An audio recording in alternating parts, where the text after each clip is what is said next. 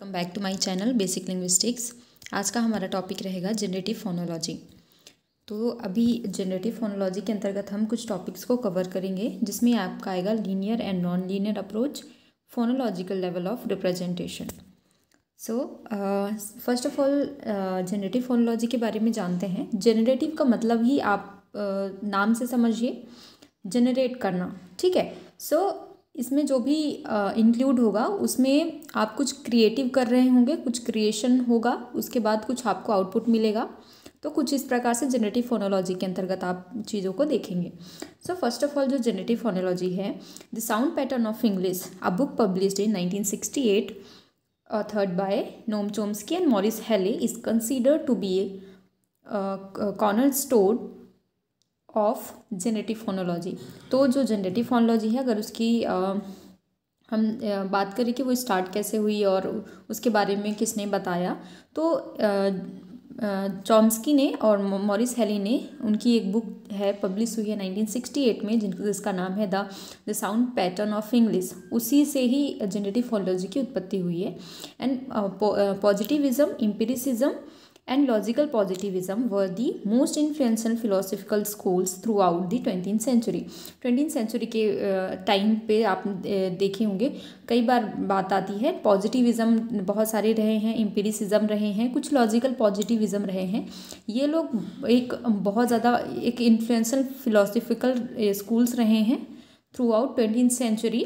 And empiricism, अब अगर हम एम्पिरिसिज्म की बात करते हैं तो क्या है, empiricism is the oldest of this and its fundamental claim is that all human knowledge has its origin सोलिली in human senses. तो एम्पिरिसिज्म का क्या कहना है, ये तो एक तो ये याद रखना है, ओल्डेस्ट फॉर्म है, ठीक है। और इट्स फंडामेंटल क्लेम, इनका फंडामेंटल क्लेम क्या था कि all human knowledge has its origin, ठीक है। जो भी ह्यूमन नॉलेज है उसकी एक ओरिजिन है, जिसको हम बोलते हैं ह्यूमन सेंस। मतलब जो ह्यूमंस के सेंस होते हैं वो एक तरह से ह्यूमन नॉलेज का एक ओरिजिन पार्ट होता है, ऐसा एम्पिरिसिज्म का कहना है। पॉजिटिविज्म क्या है, positivism was a later tradition with its origin in the 19th century works of Auguste Comte and Ernst Mach. तो जब भी पॉजिटिविज्म की बात आएगी तो इनका नाम याद रखना है। And its goal was to erase the misguiding influence of metaphysics. और इन्होंने जो उनका मेन गोल था, उन्होंने ये मिसगाइड जो एक मेटाफिजिक्स को लेकर था उसको इरेज करने की कोशिश करी है on social scientific practice. Like जैसे जो फिजिक्स के अंतर्गत आपका सोल आ गया, गॉड आ गया, तो इनका एक मतलब एक धारणा बनी हुई थी जो, तो इन्होंने क्या किया है, इसको एक मिसगाइड का नाम देकर और इनको इरेज करने की कोशिश की है। और उनका कहना है कि जो भी चीज़ें हैं वो साइंटिफिक प्रैक्टिकल चीज़ें हों। तो ये पॉजिटिविज्म का कहना था। And positivism as a theory of science, एक पॉजिटिविज्म को हम कह सकते हैं कि ये एक थ्योरी है साइंस की। And empiricism as a theory of origin of human knowledge fit together well to motivate a conception of linguistic practice. So यहाँ पे जो पॉजिटिविज्म है, एक तरह से हम थ्योरी ऑफ साइंस समझ सकते हैं। एंड एम्पिरिसिज्म को ये समझ सकते हैं कि जो भी ह्यूमन के नॉलेज हैं, एक तरह से वो अगर हम साथ में रखें, so well to motivate a conception of linguistic practice, आपकी जो भी लिंग्विस्टिक प्रैक्टिस है, और in which the most important thing are linguist could be field work with informants. और जो भी लिंग्विस्ट हैं वो साथ फील्ड वर्क जो करते हैं इन्फॉर्मेंट्स, जैसे गोल्डस्मिथ हो गया, लैक्स हैं, तो इनके साथ एक फील्ड वर्क में और जो भी चीज़ें एक प्रैक्टिकल चीज़ें होती हैं ह्यूमन नॉलेज की, उसके बारे में बताया गया है। स्ट्रक्चरलिज्म की अगर हम बात करें तो structuralism marked a rupture with classical philology, descriptive linguistic, comparative analysis and diachronic thought.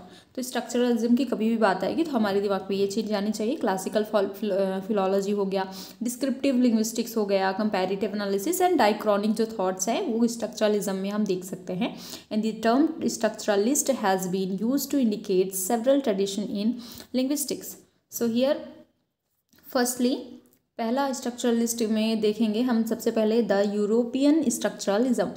The European structuralism which emphasized on sign, ठीक है, साइन हो गया, माग्नस हो गया, and system of opposition started with searcher and continued with the Prague school. तो जो हमारा structuralism में याद रखने वाली बात है, एक यूरोपियन स्ट्रक्चरलिज्म जो बात करता है साइन के बारे में, मार्कनेस के बारे में, और जो भी अपोजिशन है, सिस्टम अपोजिशंस हैं, तो ये स्टार्ट किया था शेसर ने, फर्डिनेंड डी शेसर स्टार्ट किया था, एंड ये कंटिन्यू हुआ प्राग स्कूल में।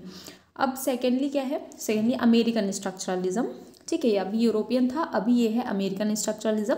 Healthy view that one could identify the distribution of phonological and syntactical items and thus can arrive at an analysis of the language. तो जो अमेरिकन स्ट्रक्चरलिज्म है उनका ये वीव है कि एक one could identify the distribution of phonological, मतलब जो भी फोनोलॉजिकल डिस्ट्रीब्यूशन और सिंटैक्टिकल जो आइटम्स हैं उनके डिस्ट्रीब्यूशन को आइडेंटिफाई कर जा सकता है, एंड दस कैन अराइव, फिर उसको एक एनालिसिस के फॉर्म में, लैंग्वेज के एनालिसिस के फॉर्म में हम देख सकते हैं।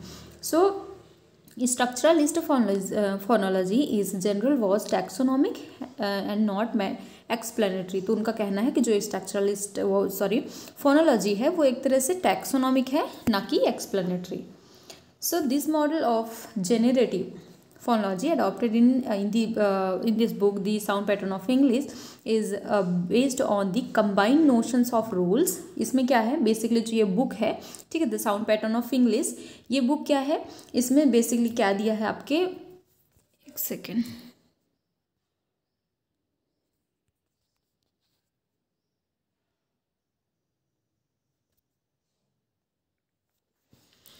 Sorry for the disturbance and okay, so continue करते हैं।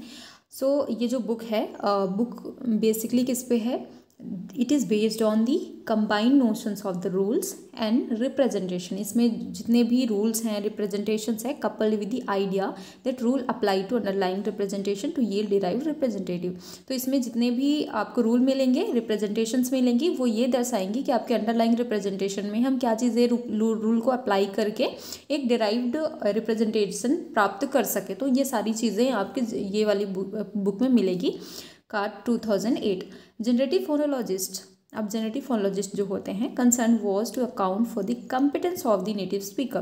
तो जनरेटिव फोनोलॉजिस्ट जो है उनका कंसर्न किस पे है, कम्पिटेंस ऑफ नेटिव स्पीकर। जो नेटिव स्पीकर होते हैं उनके जो कम्पिटेंस होती है, जो बौद्धिक क्षमता होती है, उस पर बेसिकली इनका कंसर्न है।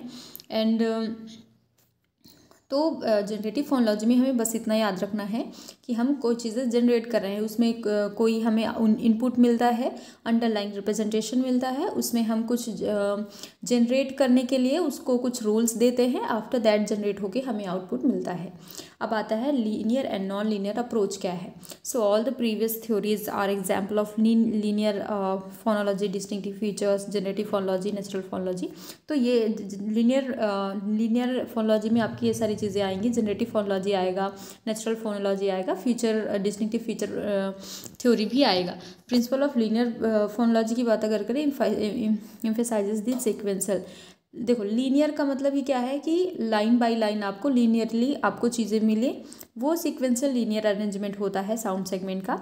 And each discrete segment of this string of sound elements consist of a bundle of distinctive feature. इसमें जितने भी डिस्टिंक्टिव फीचर आएंगे इसमें इंक्लूड होगा। Common set of distinctive feature is attribute to all sound segment according to binary plus and minus system. तो आप अगर distinctive feature की बात करेंगे तो उसमें प्लस माइनस फीचर रहते हैं। And all sound segments have equal value and all distinctive features are equal, thus no one sound segment has control over the unit। तो लीनियर का बेसिकली मतलब क्या है कि अगर आपको यहाँ पे कुछ दिया है, यहाँ पे कुछ दिया है, इन दोनों के बीच में एक लीनियर इक्वेशन बन रहा है, ठीक है, कोई ना ज़्यादा ऊपर है ना नीचे है, मतलब दोनों का जो इक्विवेलेंस है वो एकदम आपको क्लियरली दिखता है, एक लीनियर फॉर्म में रहता है। प्लस है अगर माइनस है तो दोनों एक दूसरे के इक्वल रहेंगे। तो जो जितने भी आपके कैरेक्टरिस्टिक्स मिलेंगे वो लीनियरी फॉर्म में मिलेंगे, तो वो लीनियर अप्रोचेस में आपको देखने को मिलेगा। तो इसमें जितने भी आपके डिस्टिंक्टिव फीचर्स हैं वो लीनियर फॉर्म में ही होते हैं। जनरेटिव फोनोलॉजी भी लीनियर फॉर्म में होता है। जनरेटिव फोनोलॉजी में जैसे हम कोई इनपुट है, इनपुट में कोई रूल अप्लाई करते हैं, आफ्टर दैट हमको कोई आउटपुट मिलता है तो एक लीनियर फॉर्म में ही मिलता है। नेचुरल फोनोलॉजी में भी सेम चीज़ें हैं। So all phonological rule apply to segmental level as oppose to the suprasegmental level. तो इसमें सिर्फ सेगमेंटल लेवल की बात करते हैं, सुपर सेगमेंटल लेवल की नहीं करते हैं। तो ये लीनियर अप्रोच हो गया। एंड इसको और कुछ ऐसे भी इसको समझ सकते हैं। लीनियर फोनोलॉजी क्या होगा, make the rules as general as possible. ठीक है, जो भी रूल होंगे आपके जनरल होंगे। And use distinctive features instead of individual sound segment when writing the rules. तो इसमें जब हम यूज़ करेंगे तो डिस्टिंक्टिव फीचर्स के रूल को यूज़ करते हैं। और ओके, नॉन लीनियर फिलोलॉजी क्या है, जैसे कि हमने अभी लीनियर की बात करी तो उसका अपोजिट है आपका नॉन लीनियर, मतलब लीनियर नहीं होगा। मतलब अगर ये दोनों के बीच में ये इक्विवेलेंस जो है वैसा नहीं होगा, बल्कि नॉन लीनियर होगा। मतलब पैरेलल हो सकता है, लाइक ये कि यहाँ पे कोई कैरेक्टरिस्टिक्स है कि यहाँ पे इनके बीच में कुछ ऐसा रिलेशन बन रहा है तो वो नॉन लीनियर है, या हम कह सकते हैं multilinear phonologies. So a group of phonological theories that says the segmental level like phoneme level is governed by more complex dimension. तो इसको देख सकते हैं कि एक लीनियर फॉर्म ना होके ये एक इक्विवेलेंट फॉर्म है और बहुत सिंपल सा फॉर्म है। एक सेगमेंटल फॉर्म है, एक सीक्वेंसल फॉर्म है, वैसा ना होके एक मल्टी लीनियर फॉर्म में रहना। लाइक ऐसे जुड़ सकता है या तो फिर एक और ऐसे जुड़ सकता है, तो कुछ एक कॉम्प्लेक्स डायमेंशन आपको देखने को मिलेगा। एंड इनकॉर्पोरेट जो भी जितने भी आपके पास सुप्रा सेगमेंटल फीचर्स होते हैं as control the segmental level, like stress हो गया, इंटोनेशन हो गया, सिलेबल स्ट्रक्चर्स हो गए, ये सारे आपके नॉन लीनियर फोनोलॉजी में आते हैं। So these theories begin as a method for representing prosodic features such as stress in complex word. इसमें आप एग्जाम्पल स्ट्रेस का ले सकते हैं, को भी कॉम्प्लेक्स वर्ड है तो। and so that the different levels of stress are represented not by linear orders but by a metrical grid. So here non-linear theories में आपके क्या क्या चीज़ें आएंगी, आपकी लेक्सिकल फोनोलॉजी आएगा। ठीक है, इनको भी थोड़ा ध्यान रखना है। कभी भी अगर क्वेश्चन आ जाता है कि आपके लीनियर फॉर्म में कौन कौन से थ्योरीज आएंगे, नॉन लीनियर में कौन कौन से थ्योरी आएंगे, तो बहुत अच्छे से दिमाग में हमें रखना है। लीनियर में आपके 2-3 जो हमने देखा, नेचुरल फोनोलॉजी है, जनरेटिव फोनोलॉजी है, डिस्टिंक्टिव फीचर्स हैं, और ठीक है, ये सारे आपके किस में आएंगे, लीनियर में। एंड नॉन लीनियर में जिसमें थोड़ा सा कॉम्प्लेक्स फॉर्म आपको देखने को मिलेगी, जैसे लेक्सिकल फोनोलॉजी हो गया, ऑटो सेगमेंटल फोनोलॉजी हो गया, metrical phonology, dependency phonology, government phonology, CV and VC phonology, declarative phonology, ये सारे आपके नॉन लीनियर थ्योरीज में आएंगे। अब बात करते हैं लेवल ऑफ फोनोलॉजिकल रिप्रेजेंटेशन की। सो जो लेवल है फोनोलॉजिकल रिप्रेजेंटेशन का, बेसिकली 2 टाइप्स के होते हैं। पहला आपका आ जाएगा फोनोलॉजिकल और फोनेमिक रिप्रेजेंटेशन। ठीक है, तो पहला फोनोलॉजिकल और फोनेमिक जो रिप्रेजेंटेशन है उसको हम बहुत ध्यान से समझ लेंगे और बहुत ईजिली समझ में भी आ जाएगा। So it is the underlying representation. सबसे पहले याद रखना है, अंडरलाइंग रिप्रेजेंटेशन होता है which indeed is a psychological reality, जो कि एक साइकोलॉजिकल रियलिटी रहती है। And this level indicates the patterning of the feature that is assume to happen in human mind and hence underlies the surface form. तो एक तरह से जो हमारा साइकोलॉजिकल रियलिटी रहता है, जो हमारा एक आइडिया के फॉर्म में रहता है, या हम कह सकते हैं कि उसको एक ह्यूमन माइंड में जो चीज़ें होती हैं वो आपके अंडरलाइंग रिप्रेजेंटेशन में आता है। एंड उसके बाद जब हम कुछ उसमें रूल को अप्लाई करते हैं तब हमें जाके सरफेस फॉर्म मिलता है। So in this level the entire redundant phonetic features are stepped away and those features were then supplied by phonological rule which yield to derive a level of representation known as systematic phonetic level of representation. This is abstract form. So देखो, बहुत easy way में समझा देती हूँ। 3 चीज़ें आपको याद रखना है, एक ये हो गया, एक ये हो गया, एक ये हो गया। ठीक है, ये आपका होता है अंडरलाइन फॉर्म। ठीक है, जिसको हम बोलते हैं आपके जो अभी हम पढ़ रहे हैं फोनेमिक रिप्रेजेंटेशन। ठीक है, ये हुआ। और इसी में जब हम कुछ रूल अप्लाई कर देते हैं, ये रूल को हम बोलते हैं फोनोलॉजिकल रूल्स। ठीक है, उसको अप्लाई करने के बाद जो लास्ट में हमारे पास आउटपुट निकल के आता है वो आपका होता है सरफेस फॉर्म। ओके, सो ये 3 चीज़ें ही याद रखनी है बेसिकली। तो अभी हम ये वाले पॉइंट की बात कर रहे हैं फर्स्ट की, तो उसको हम फोनेमिक रिप्रेजेंटेशन कहते हैं। ये एक अब्स्ट्रैक्ट फॉर्म होता है, मतलब दिमाग में हमारे जो माइंड में, ह्यूमन माइंड में एक किसी चीज़ के लिए को लेकर आइडिया जो होता है, ठीक है, एक उसमें कोई चीज़ का आप अभी तक कुछ नहीं किए हो, कोई रूल अप्लाई नहीं किए हो, कुछ नहीं, तो तब तक वो आपके अंडरलाइंग फॉर्म में रहेगा। आफ्टर दैट जब आप अप्लाई कर लेते हो, अप्लाई के बाद जो आउटपुट मिलता है वो आपका सरफेस फॉर्म होता है, जो कि सेकेंड लेवल ऑफ रिप्रेजेंटेशन है। तो पहला लेवल आई होप समझ में आया होगा। एंड सेकेंड लेवल होता है जिसको हम फोनेटिक लेवल ऑफ रिप्रेजेंटेशन कहते हैं। तो इसमें बेसिकली फोनेटिक है, तो प्रोनाउंसिएशन की तो बात होगी, और जो उनकी फोनेटिक रियलाइजेशन होती है, प्रोनाउंसिएशन होती है, उसकी बात करेंगे। So it is the realization of the former phonological representation. तो जो हमने फोनोलॉजिकल रिप्रेजेंटेशन किया है उसका एक रियलाइजेशन होता है, मतलब लास्ट में जो हमारा आउटपुट निकल रहा है वो आपका फोनेटिक लेवल में आता है। And this is the surface form of the phonological level. So it is derived from after phonological rule applied. तो ये कब बनता है, जब हम जो फोनोलॉजिकल रिप्रेजेंटेशन था उसमें जब हम रूल अप्लाई कर देते हैं, तो उसके बाद जब हमारे पास उसका रिजल्ट या आउटपुट मिलता है वो आपके क्या होता है, फोनेटिक रिप्रेजेंटेशन कहलाता है। And this is the concrete form.